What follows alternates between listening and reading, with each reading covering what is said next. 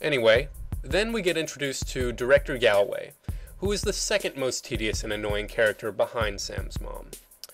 There are a lot of characters like this in poorly written science fiction or action movies. The writers are just under the impression that the aliens or disasters or whatever, in other words, the real antagonist, isn't big enough of a problem for the heroes. So they cram in sudden betrayals or characters on this good side to make problems. Most of the time, these characters will either be sniveling corporate types or tough drill sergeant types. They come in, push the heroes around, sometimes will strip them of their rank very dramatically, and they'll get their just desserts. Or they'll be one of those good guys who goes way out of character and betrays the heroes just to add some tension.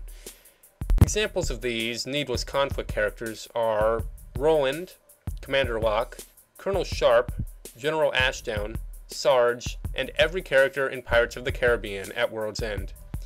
It would have worked if Director Galloway had had a developed character and a full side plot, but he doesn't. He's just here to be a prick for a short scene. And then we pretty much don't see him again until he predictably gets his poetic justice. We then cut to Soundwave floating in space and hijacking a satellite during a military video conference. This part's weird. Lennox says, "With your permission, I can't let you see him, but I would like you to hear from the leader of the Autobots." But isn't that the top military guy in charge of Nest? Why can't he see Optimus? Presumably he has before because he's the commander of the team. Whatever. Optimus dramatically transforms, and then a soldier makes some random weird comment. Gotta wonder. God made us in his image. Who made him? Gotta wonder. If I'm just some random soldier and you're a top leader of the nation, who wrote this stupid line of dialogue that sounds dramatic but is really kinda silly considering the roles we're playing?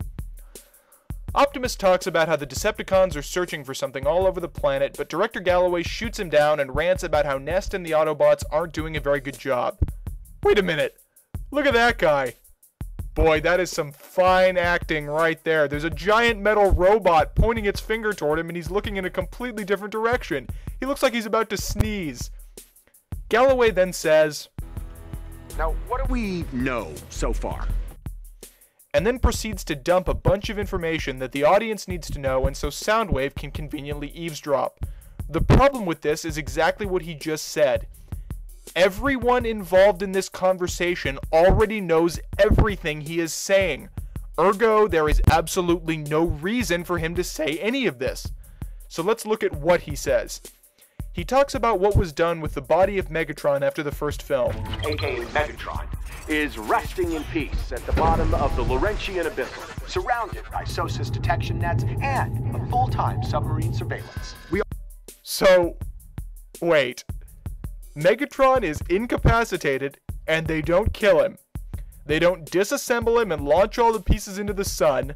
They don't take him out into the desert and nuke him. They dump him in the ocean and waste tens of ships and submarines and hundreds of men guarding his body. That does not make one iota of sense. He also talks about how another piece of the Allspark is locked away in some naval base. The Allspark is a major problem in this movie. It's one of two mystical devices, we haven't seen the other one yet, that can do anything that the plot requires them to do, and the writers will either invent new abilities for them, or make things purposefully vague enough to confuse us.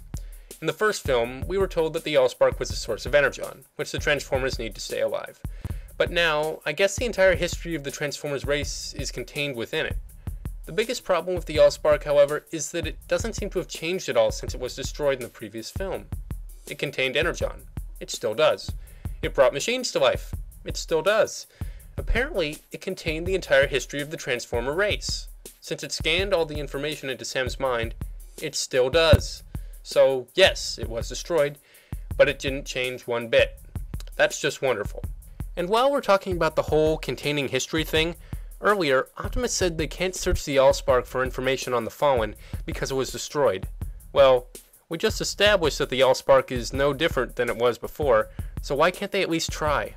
Also, if the Allspark doesn't work anymore, why are they guarding it? Director Galloway then reaches a conclusion. There's only one clear conclusion. You, the Autobots, they're here to hunt you. Okay, take back what we said before. Director Galloway is not just an asshole, He's also a complete moron. Listen to what he says one more time. There's only one clear conclusion. You, the Autobots, they're here to hunt you. Now, what did Optimus say just a few minutes ago? General, our alliance has countermanded 6 Decepticon incursions this year, each on a different continent. Do you see the problem? If the Decepticons were trying to hunt Autobots, they would be hunting Autobots! They wouldn't be sneaking around on the other side of the globe. They'd be attacking the island with everything they had. There's no reason for Galloway to think this, except to give us unneeded conflict. Then we get to the worst part of the film, Sam arriving at college. No joke, the first time I watched this movie, before we decided to review it, the middle of this scene is where I turned it off in disgust because I just couldn't go any further.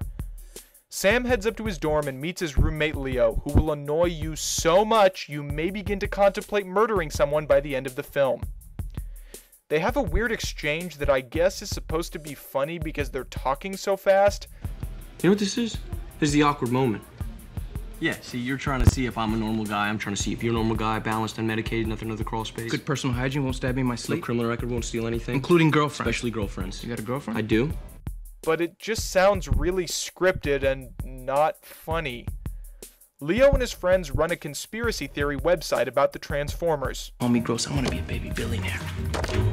Getting calendars. That's where I started. Look at me now. Gotta have dreams, bro. Why is that funny? So he makes calendars? Why? Where is the humor here?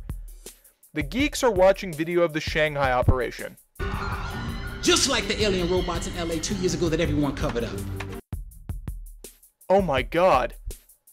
Remember in part 1 when something was bugging Aaron? I know what it is now. Do you know what it is? Lean closer to the speaker and I'll tell you. The Transformers are still a secret! Just like the alien robots in LA 2 years ago that everyone covered up. Oh, it's okay, everyone. They covered up the battle from the first film. They covered up this.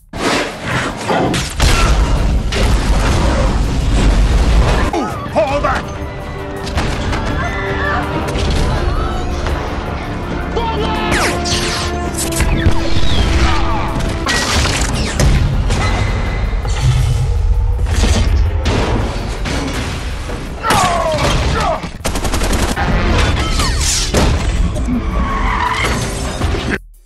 Forget about the thousands of dollars in property damage that were caused, or the tens of thousands of people who must have seen it, or all the cell phone footage that was likely taken during the battle, or all the people likely killed in the destruction and their families who would wonder what happened to them. Whew! It's okay. They covered it up. Seriously though, think about the direction this movie could have gone that would have given it some intelligence. It could have had themes of humanity coming to terms with aliens and accepting the Autobots living on Earth. Nope. Sam makes fun of his website and then Leo starts speaking Jawa. Mocking my life's work, Samuel? Huh? That's your one warning patrolling, dude. Don't make me a fast spinner hack your financial because I'll do it! Seriously, leave a comment on our channel if you can tell us what the hell he's saying. Hey, R.A., listen, it's getting a little intense in my room. Can I switch out? Oh, sad face 312. No switching, no treating. Let's turn that frown upside down, okay? Wow, what a bitch.